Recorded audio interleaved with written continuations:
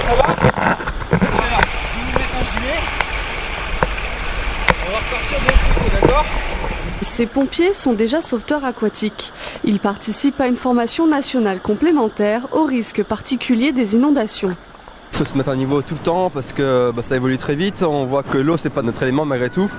Donc c'est bien de toujours manœuvrer pour être le plus performant possible. On a des techniques précises et puis ce qui est bien, c'est qu'on a plusieurs départements ensemble. Donc du coup, on peut échanger avec d'autres départements les techniques qui sont apportées pour l'un et pour l'autre. Récupérer des personnes naufragées en danger, se créer une bulle d'air. Une semaine de stage théorique et pratique pour 18 pompiers encadrés par 7 formateurs. Des compétences nécessaires devant l'augmentation des inondations.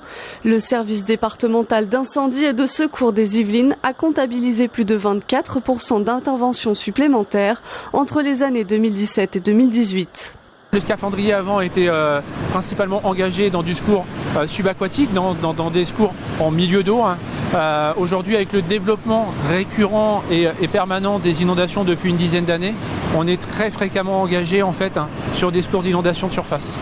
Le SDIS 78 organise 2 stages nationaux par an sur la base nautique de Cergy-Pontoise dans le Val d'Oise. Dans les Yvelines, 58 pompiers sont spécialisés, répartis sur 30 centres de secours. Les inondations aujourd'hui sont un vecteur de risque très important pour les sapeurs-pompiers dans leur engagement. Et plus les pompiers seront entraînés et préparés à ce risque, et plus ils pourront travailler en sécurité. On est là surtout pour appréhender le risque et faire attention de savoir à quel moment on pourra s'engager et à quel moment il ne faudra surtout pas qu'on s'engage.